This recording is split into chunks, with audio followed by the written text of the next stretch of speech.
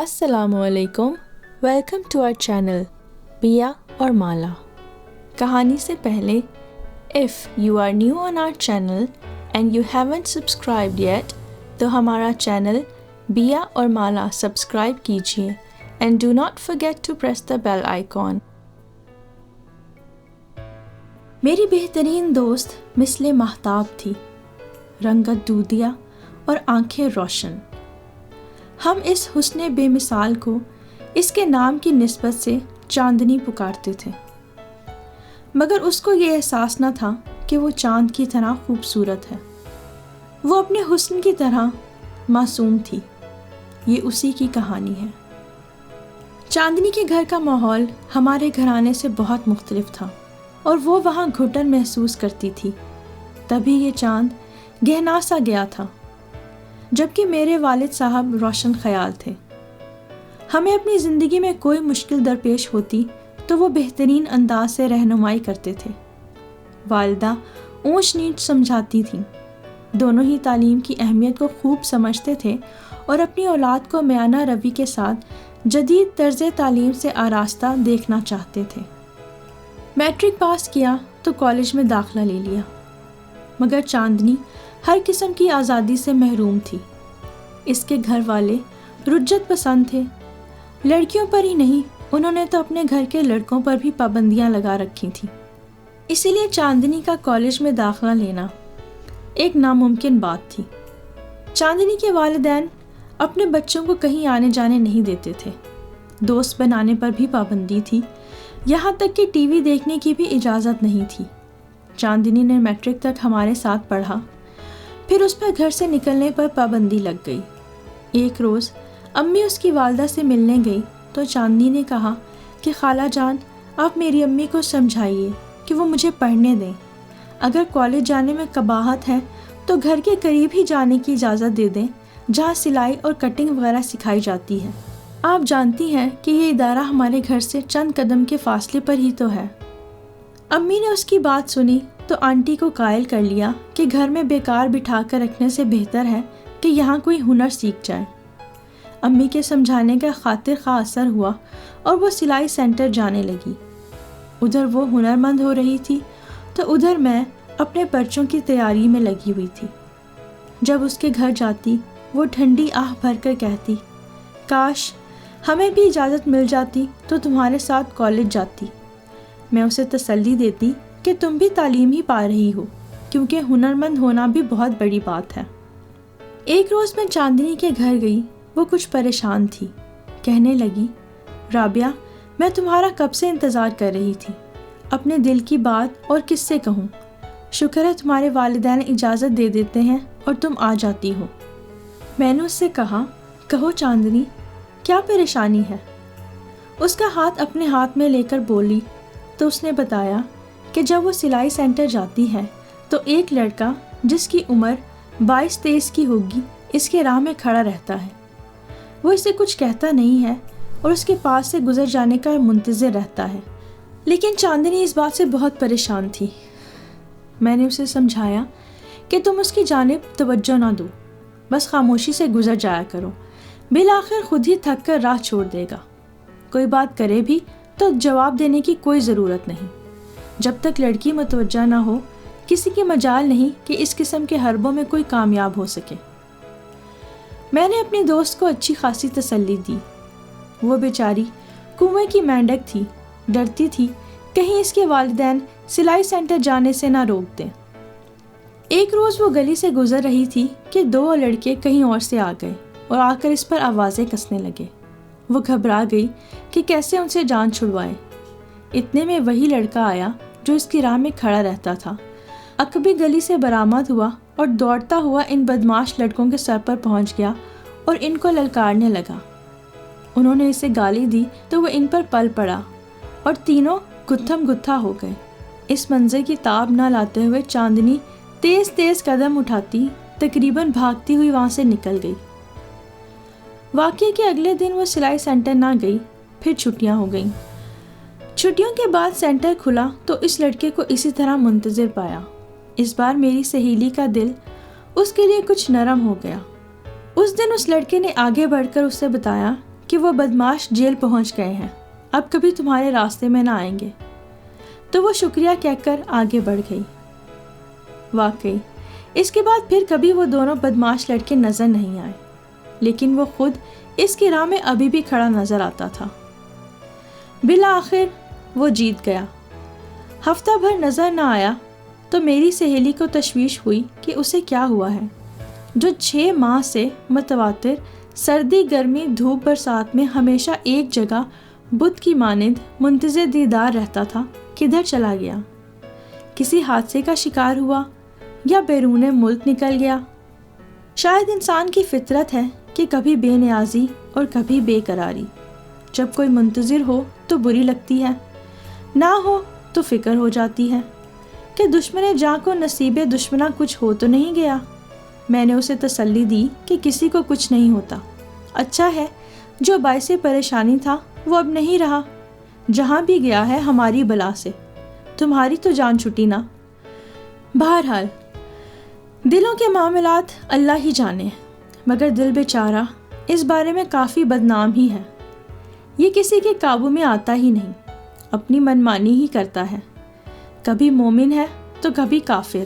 کسی شاعر نے بالکل ٹھیک کہا ہے کہ اچھا ہے دل کے پاس رہے پاسبان عقل۔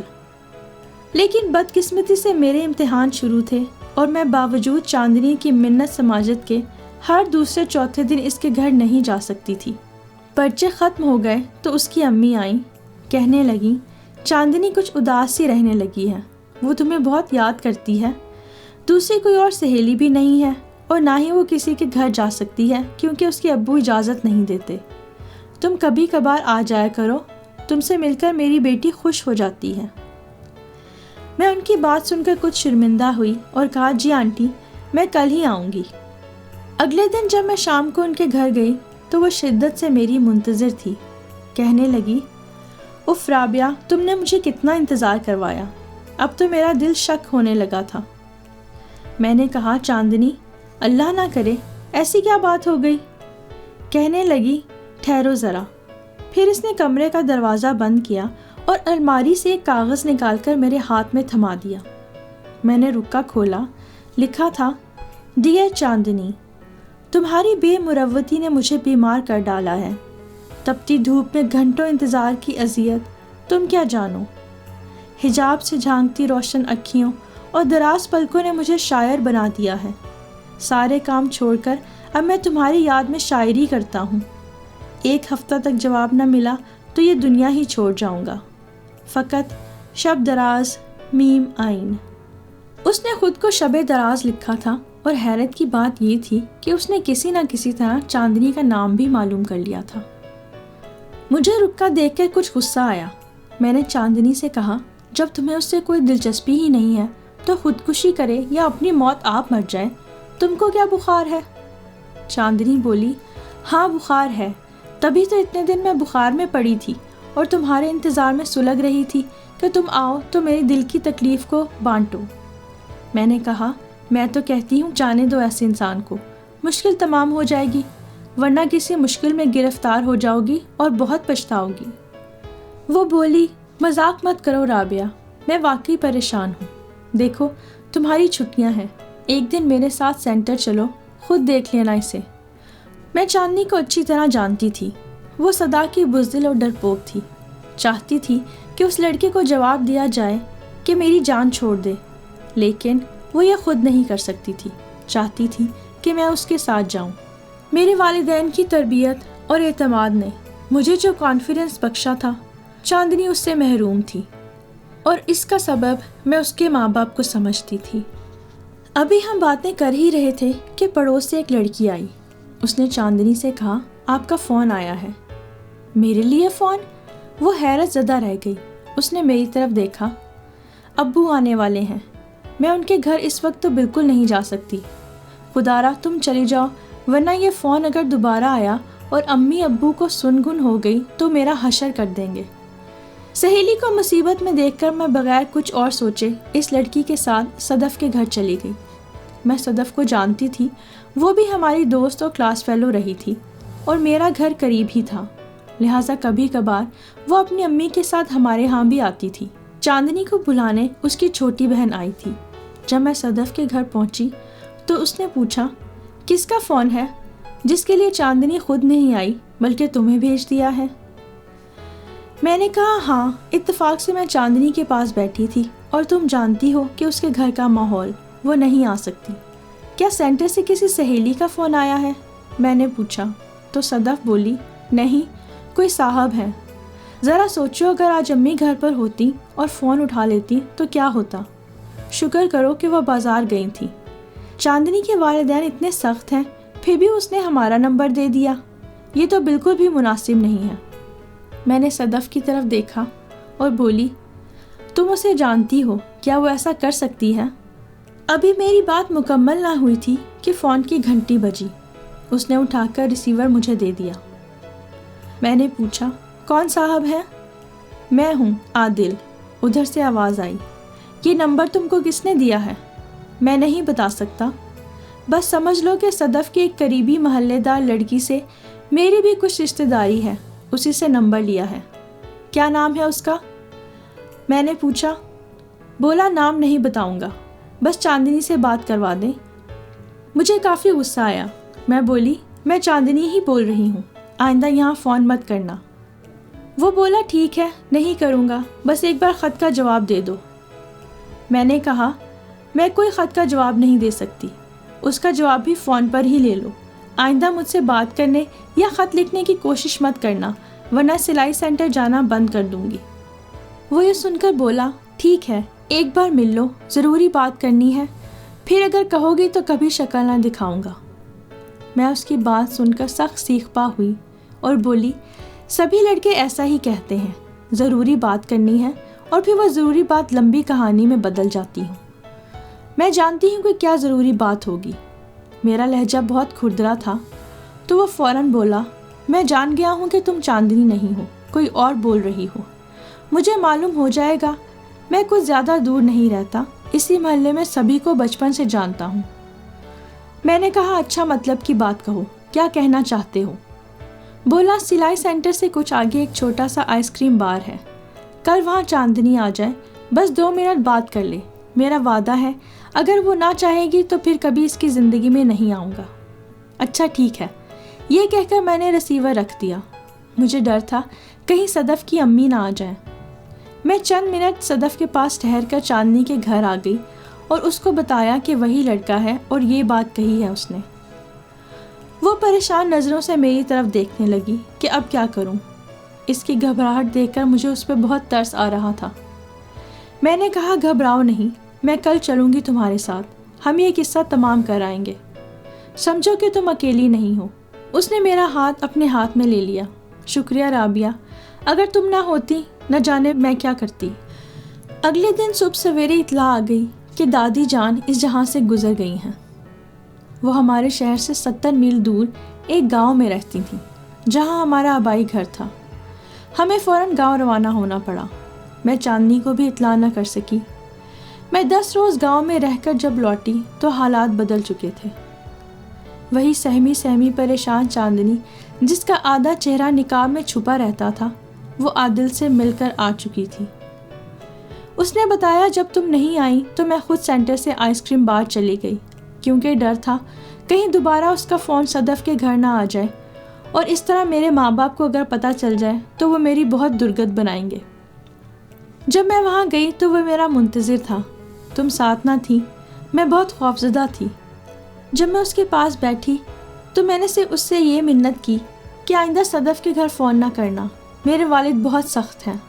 वो बोला कि ठीक है, मैं आइंदा फ़ोन नहीं करूँगा, लेकिन मैं तुमसे मोहब्बत करता हूँ और तुमसे शादी करना चाहता हूँ।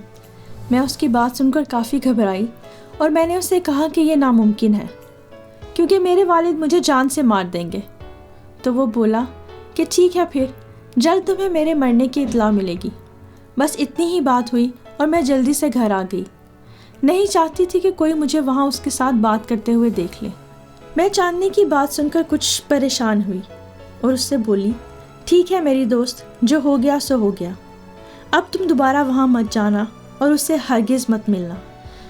न जाने महल्ले की किस लड़की से वो हमारे नाम, पते और हालात मालूम करता है।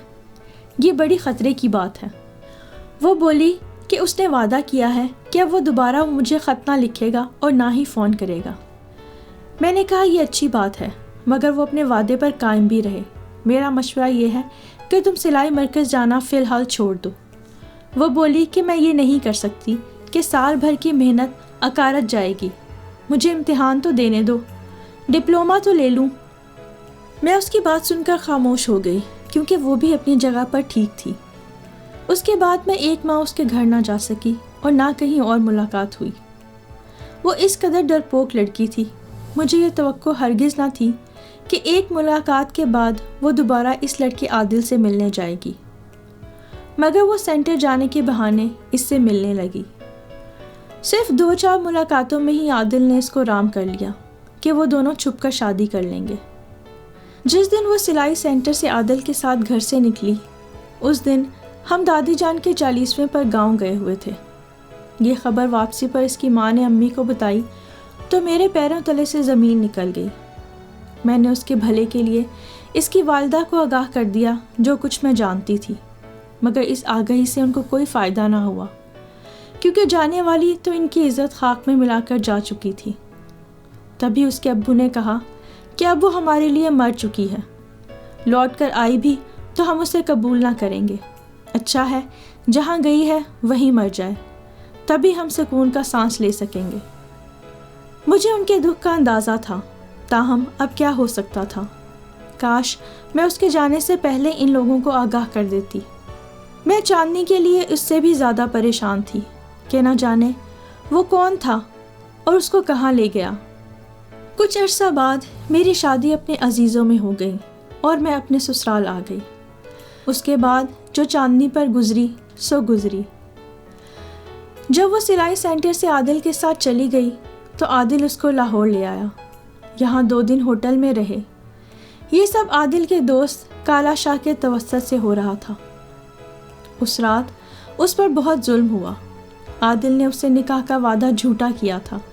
اگلے روز یہ دونوں اس کو ایک گھر لے گئے جہاں ایک مالدار عورت رہتی تھی۔ چاندنی کو انہوں نے اجنبی عورت کے حوالے کر دیا اور خود چلے گئے۔ دراصل وہ اسے اس عورت کے ہاتھ فروخت کر گئے تھے۔ عورت نے چند دن پتہ نہ لگنے دیا کہ وہ اس کو فروخت کر کے جا چکے ہیں۔ وہ خود کو ان کا رشتہ دار ظاہر کرتی رہی اور چاندنی کو بہت پیار اور حسن سلوک سے رکھتی رہی، سمجھاتی تھی کہ اب صرف میں ہی تمہاری ہمدرد اور سب کچھ ہوں، میرا کہنا مانو گی تو سب مرادیں پالو گی۔ چاندنی نے بہت آہ و بکا کی، لیکن وہاں اس کا سننے والا کون تھا؟ وہ معصوم کچھ نہ سمجھتی تھی، کیونکہ ایسا ماحول اس نے کبھی دیکھا ہی نہ تھا۔ اس دنیا میں کتنا دھوکہ ہے، اس بیچاری کو اس کی کوئی خبر نہ تھی۔ رفتہ رفتہ اس عورت نے اسے سمجھا دیا کہ اب وہ عیاش مردوں کی راحت کا سامان بننے جا رہی ہے۔ چاندنی کا دل غم سے پھٹ چکا تھا، مگر اس کے پاس کوئی راہ فرار نہ تھی۔ وہ ہر لمحے اس ایک لمحے کو پچھتاتی تھی جب عادل سے ملاقات کو گھر سے قدم نکالا تھا۔ وہ اپنی اس ایک غلطی کو یاد کرتی تھی جس نے اس کی زندگی تباہ و برباد کر دی تھی۔ کچھ عرصہ وہ وہیں پر رہی جہاں پر وہ ایک لمحہ بھی رہنا نہ چاہتی تھی، لیکن ہر وقت وہاں سے نکل بھاگنے کے بارے میں سوچتی رہتی تھی۔ بالآخر ایک روز اسے موقع مل گیا۔ وہ فرار ہو کر ریلوے اسٹیشن پر پہنچی اور ریل میں سوار ہو گئی۔ میرے شوہر ریلوے میں آفیسر تھے۔ جب وہ لاہور سے ملتان آئی تو ریلوے کی خواتین انتظار گاہ میں چلی گئی۔ صبح سے شام تک وہیں بیٹھی رہی۔ شاید اس کے پاس آگے جانے کی ہمت موجود نہیں تھی۔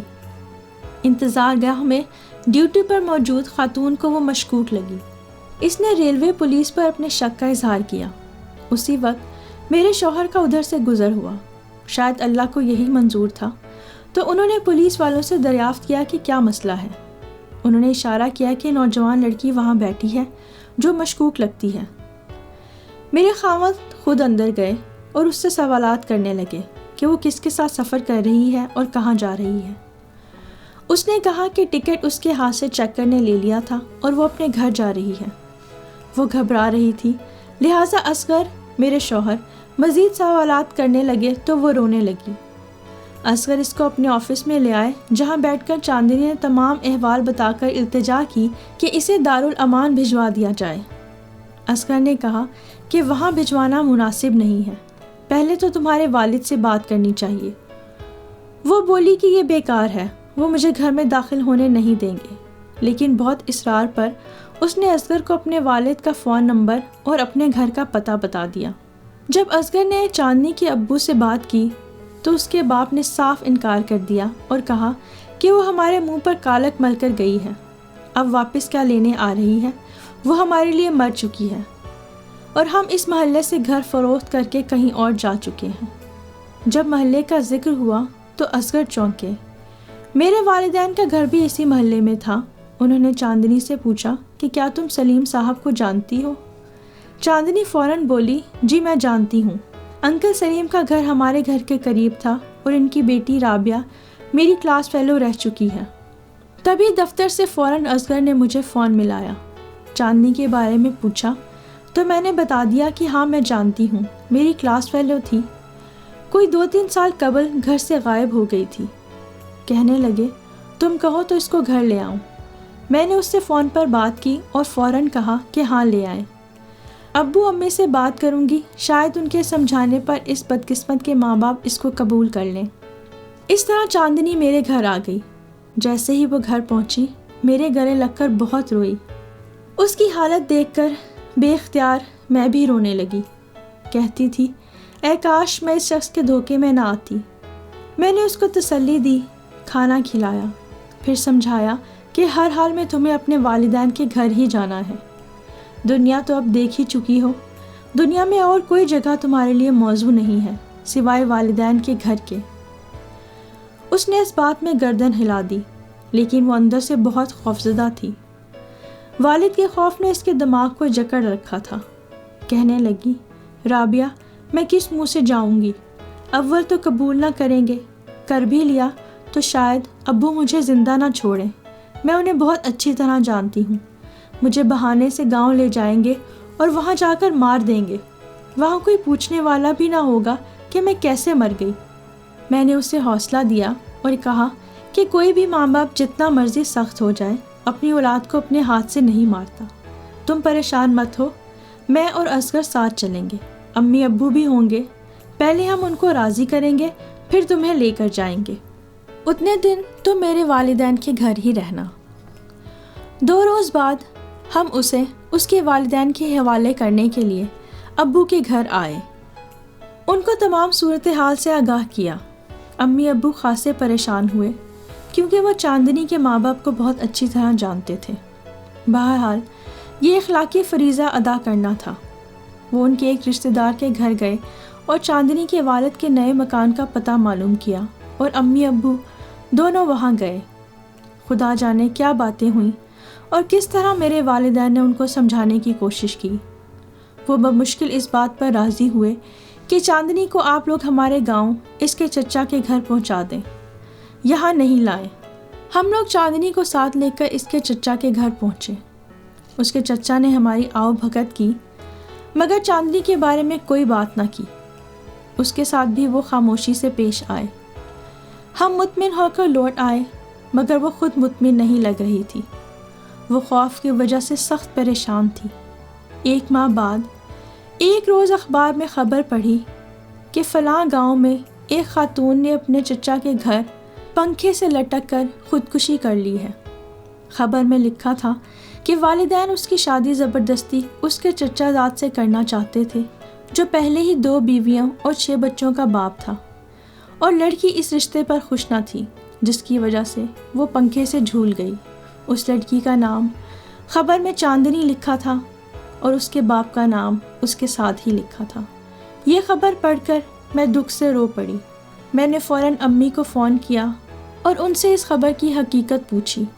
انہوں نے بھی بڑے دکھ سے یہی بتایا کہ تمہاری دوست چاندنی انتقال کر گئی ہے۔ میں ان کی بات سن کر پھوٹ پھوٹ کر رو دی۔ وہ میری سہیلی تھی اور میں اسے بہت اچھی طرح جانتی تھی۔ وہ کوئی خراب لڑکی نہ تھی، بس معصوم تھی، حد درجہ معصوم، اور اسی معصومیت نے اس کو ڈبو دیا۔ اس کی خودکشی کا سن کر مجھے یقین نہ آیا کیونکہ میں جانتی تھی کہ وہ جینا چاہتی تھی اور موت سے بہت ڈرتی تھی، تبھی اپنے والد کے گھر لوٹ کر جانے سے ہچکچا رہی تھی۔ اور اگر اس نے خودکشی کرنی ہی ہوتی تو وہ تب کرتی جب عادل نے اس کو بیچ دیا تھا اور دھوکہ دے کر بھاگ گیا تھا۔ میں آج بھی اس بات پہ یقین کرنے کو تیار نہیں کہ وہ خودکشی تھی۔ حقیقت جو بھی تھی، بعد میں اسے خودکشی کا رنگ دے دیا گیا۔